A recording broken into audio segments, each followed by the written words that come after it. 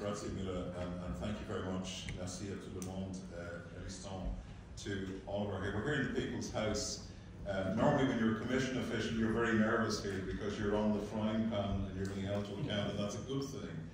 And I think we're at this very unusual moment in the articulation of Europe where we have the elections, we have the cycles of the institutions, we have a lot of division and anxiety and fear and anger, and all happening at the same time as we need to make decadal changes and systemic changes that are both going to be adequate to the predicament that we have, that they're knowledge-based, that they're going to work in generating whatever your political views. You need and competitiveness and climate and ecological sustainability, and you need democratic connection with people. So one of the things the next commission, which will be going through its hearings in this building, needs to be challenged on by the Parliament is, do we have the right level of ambition, as Catherine Chabot has been the great champion of the ocean in the European Union. We are an ocean union with no ocean plan. We are the world's largest marine and maritime, let's use the word power, not in the constitutional sense. And when you think about the world around us, we are continuously taken by surprise by what happens in our neighbourhood, in the Ukraine with energy, when we all kind of know what's coming. And here we are, the largest marine and maritime power in the world, where we know the kind of difficulties that we have. You look at the Atlantic, you look at our cables, you look at our fisheries, you look at our energy, you look at our telecommunications, you look at our food, the future of medicine, all that is there, the potential that's there. Whether you look at it from the competitiveness and the economic point of view, or the climate point of view, or the citizens' point of view. And as somebody said, we need a new way of working on some of these things. Of course, the body of law that this House has passed, the budget that it's responsible for, has been transformative. Whatever way you vote, whatever you think, this House has done an extraordinary job in the last few years in helping the Commission and the other institutions to show the map of where we need to go. Now the question is, how do we get there? So you can have transition by design, lots of smart, pointy-headed people, scientists and data people and all the rest. We need that, we need the knowledge. But you need transition by consent. You need communities of people who are part of this change. We've seen our farming communities, our fisheries communities, our coal and steel communities, the car industry communities, all of these different communities around Europe who may know that change has to come, but we're trying to work out how do we do this. And we're trying to do this as a European Union that has to have strategic autonomy, the ability to do things together and for ourselves in a world that is very, very unstable. And we need to do it with our neighbours. We need to do it with our neighbourhood in an intelligent way. So passing the laws is a huge plus. You'll have the big task as this is also the House of the Budget in deciding how the budget should be structured and used and organised, but also how the Commission should be structured and used and organised. So when I'm pointing upstairs, you know, Kęstutis and I, we're working flat out with all of our colleagues to do things, but a lot of us down the next Commission, leaving aside the politics and the elections and all the rest, you know, will we have a new ambition that the Parliament will say, the whole House will say, we are an ocean union without an ocean plan, without the level of ocean leadership and organisation and assessment and analysis that we need. Not about an extra euro in it, just that we internalise who we are and we get ready for the challenges that are ahead. That's one of the ways in which the Parliament can keep the next Commission on its toes and maybe ask questions about who exactly is going to be the Vice President for pulling all of this together. Whether you're talking about energy, security, food, ecology, climate, transport, indigenous cultures, whatever the thing is, it needs to be pulled together, because if we don't, we're going to have another Ukraine experience where suddenly something happens and we realise we're this huge, who knew? Well, we did. Sorry, that's just me speaking. When a distinguished European parliamentarian says bravo to a Commission official, you know you're in trouble when you go home. Anyway, but I think this is a moment. This morning I was at the Black Sea. I was with 500 young researchers in Ostend, and they're asking what is Europe for in this space and for their generation. And we were talking about the mission, and they're saying, where do we get involved? How do we get signed up? So, okay, in the media and the social media we live in, it's all anger and division, and so there's a lot of people out cynicism, what you were saying, Mr. Papandreou.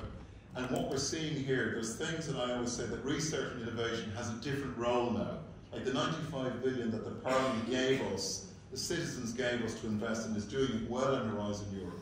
It's supposed to do a number of things, but I always say it has to do these things. It has to give confidence to politics. So when politics is making laws that we will restore 25,000 kilometres of rivers or 30% of marine protected areas, research and innovation has to give the confidence that we can do this.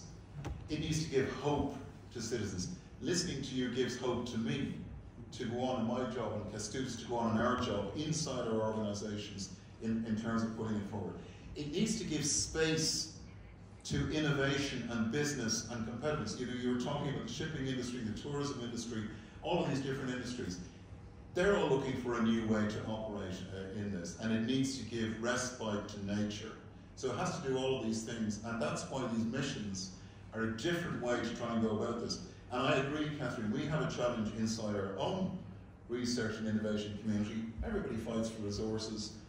People are going around saying the missions are failing, the missions are failing. Look at this. If this is failure, I'll have this any day. The missions are different. They're not about big grants to very sophisticated organisations. You were saying it earlier on at the level, Christophe, at the level of traditional research and innovation.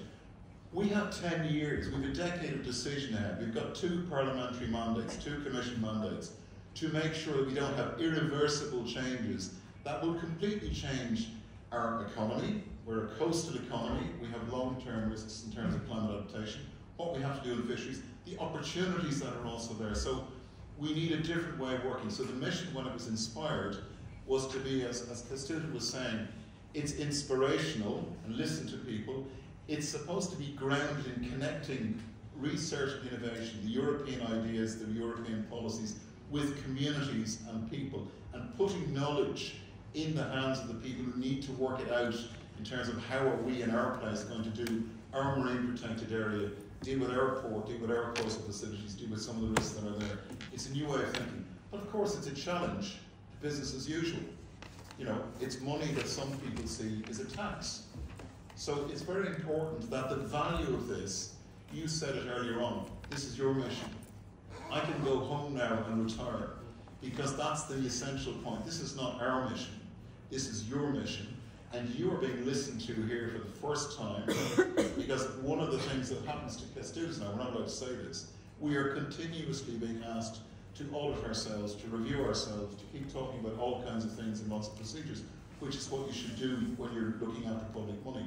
But the leadership and the ownership, the political opportunity that's here for the Parliament, for political groups, for people to say, actually, we might have a way of working together to fix this. I think the mission is extraordinary. So I think the President's message gives us great hope, because we need decadal mobilisation for decadal issues, and the mission is that. And last but not least, on the EU missions, could we make them more EU? Could they be, you're the budgetary authority, you'll be holding the next commission to account, can they be EU missions, not Horizon Europe missions? Can they be part, when you're looking at there'll be a big discussion soon about the suspending review going on, which everybody loves, and people are working at the architecture of the MFF and the architecture of budget.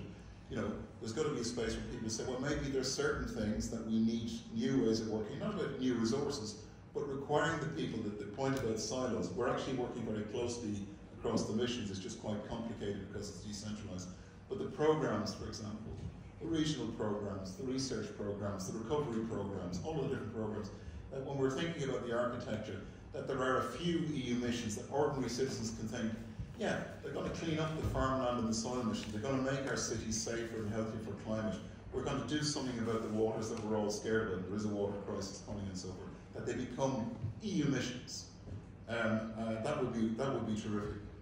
At the end of all of this, you know, whether you're talking about wherever you are, Europe is not just an inspiring idea, it's a series of places and a series of people.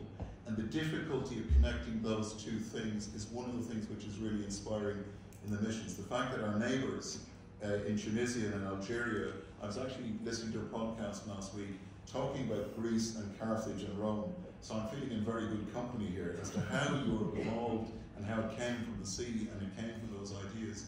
that this is part of our responsibility too. So the missions can do that. But what we need, if I may say so, I do not represent the European Commission in making this remark.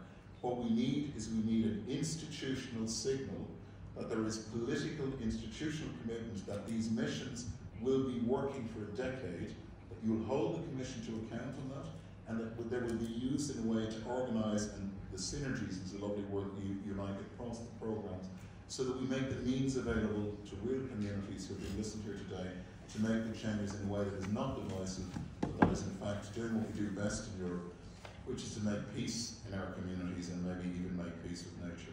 Thank you very much.